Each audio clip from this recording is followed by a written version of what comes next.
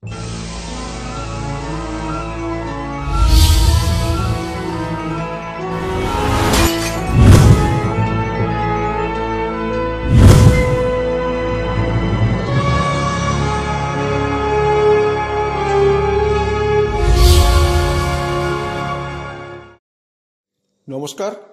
আপনারা দেখছেন কড়া খবর।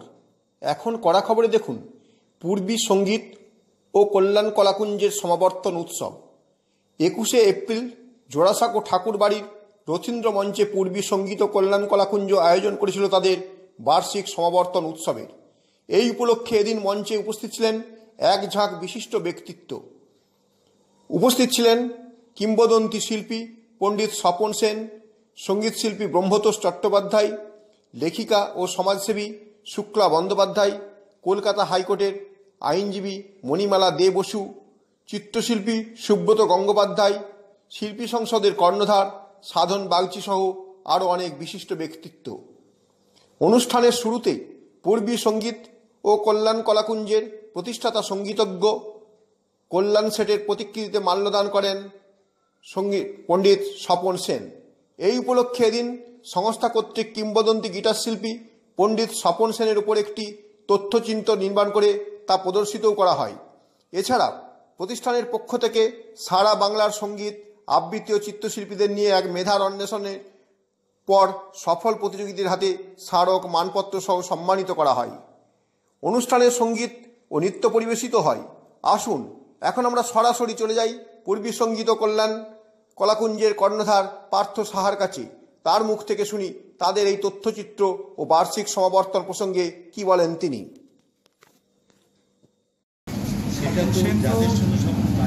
একটা ছোট গল্পের বিষয় নয়, স্বপন সেন একটা বড় অধ্যায়।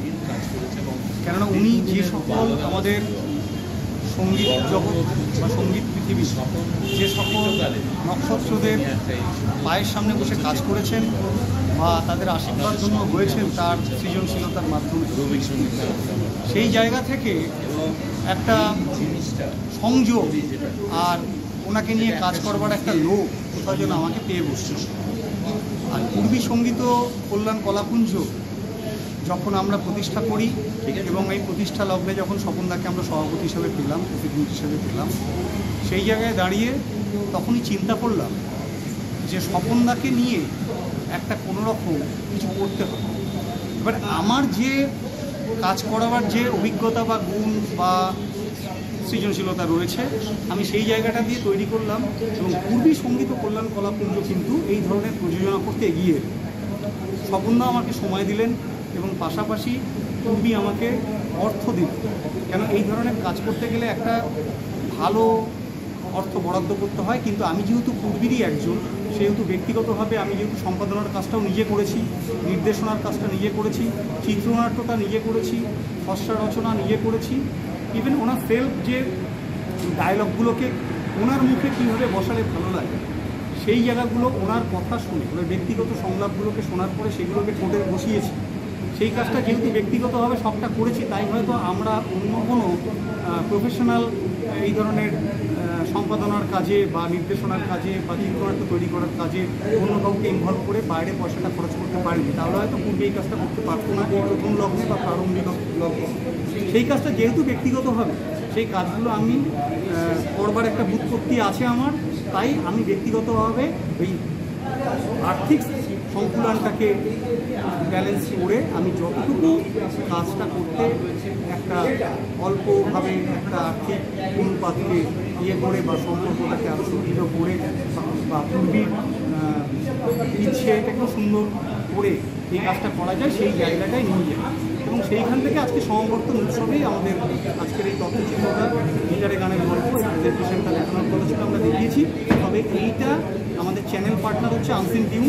এই 25 তারিখ থেকে আগামী 25শে এপ্রিল থেকে আনসিন টিউনে এটা দেওয়া হবে, কেন যাতে মোটামুটি আনসিন টিউন ইউটিউব চ্যানেলে মাধ্যমে সারা বিশ্বের লোক একটা বিশ্ব বরেণ্য স্রষ্টাকে, একজন সঙ্গীত শিল্পীকে যেন দেখতে পারে, তার এই তথ্যচিত্রের মধ্যে দিয়ে তাকে অনুভব করতে।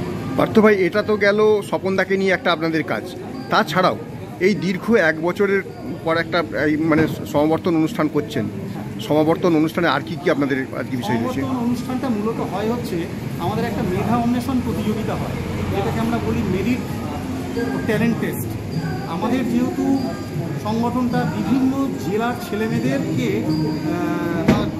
জেলায় অধিষ্ঠিত কেন্দ্রগুলিকে আমরা বিভিন্ন স্ট্রিমের শিল্প শিক্ষার্থীদের ডিপ্লোমা প্রদান করে থাকি, তাই এইখান থেকে আমাদের মেধা অন্বেষণে সব জেলা থেকে ছেলেমেয়েরা পার্টিসিপেট করে।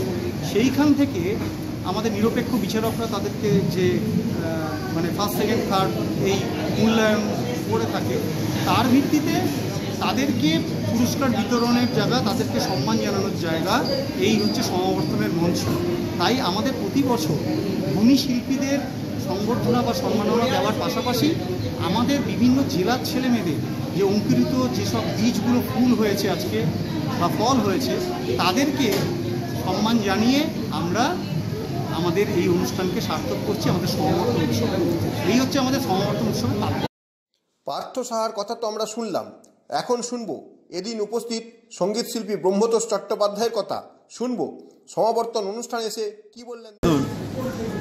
ধন্যবাদ জানাতে গেলে পূর্বীকে তো জানাতেই হয়, তথা পাত্রকেও জানাতে হয়, কারণ এইভাবে একটা শিল্পীকে জনসমক্ষে আনা এবং তার দীর্ঘ তার সাক্ষাৎকার বলুন, তারকে নিয়ে ডকুমেন্টারি বলুন, আমার জীবনে আমি খুব কম দেখেছি।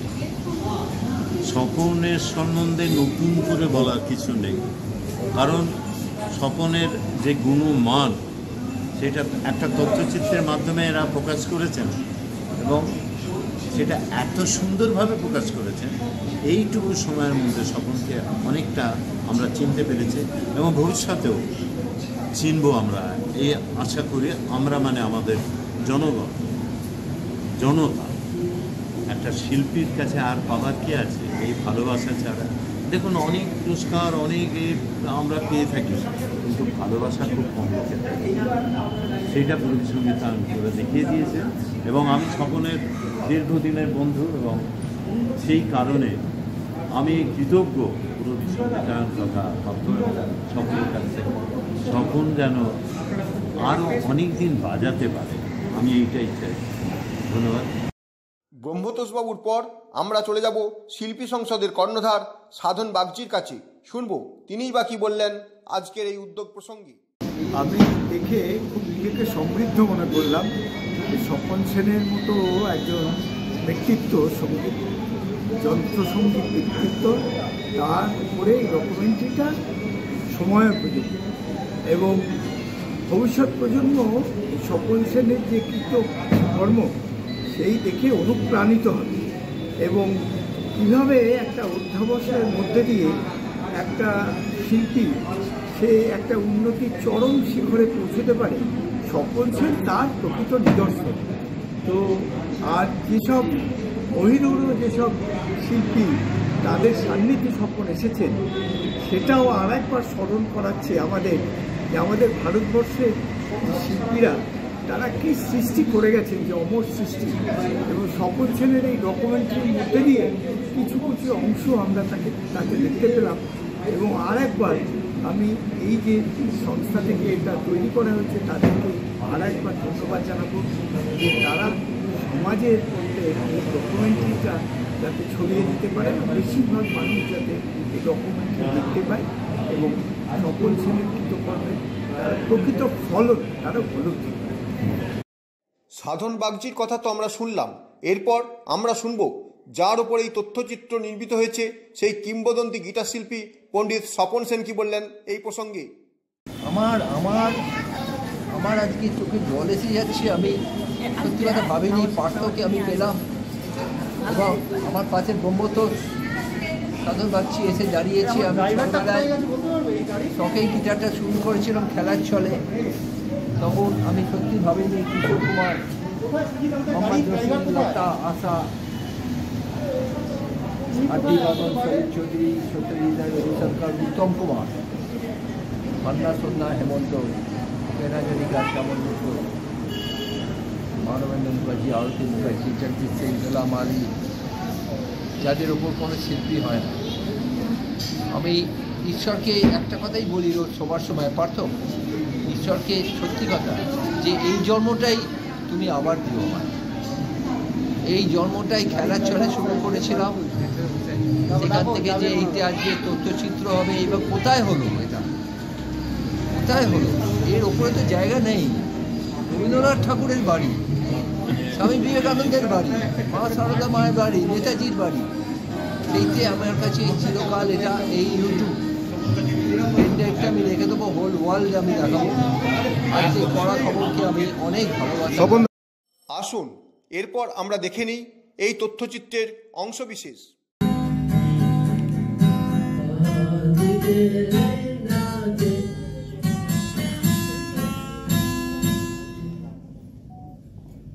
পিন্টুদা মানে যেমন কণ্ঠ এবং এক্সপ্রেশন,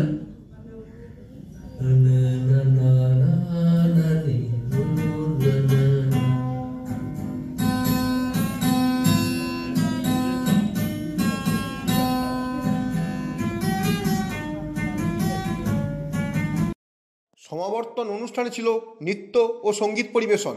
এখন আমরা সরাসরি চলে যাব সঙ্গীতানুষ্ঠানে, দেখব তারও কিছু অংশবিশেষ।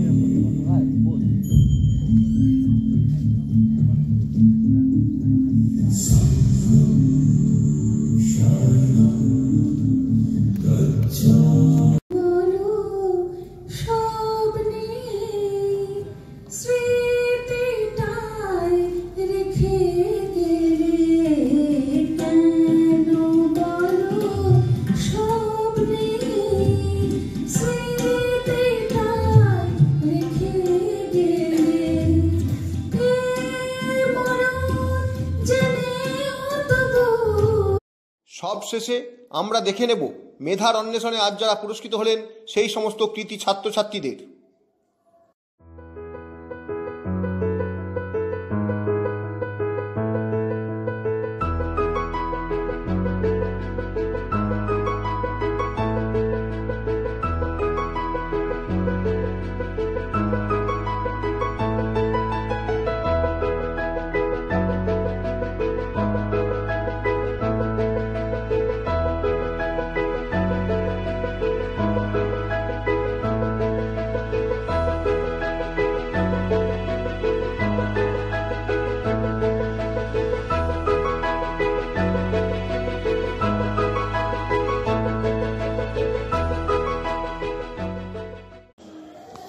আপনি কি আপনার খবর সরাসরি সম্প্রচার করতে চান অথবা আপনার এলাকার খবর দেখাতে চান?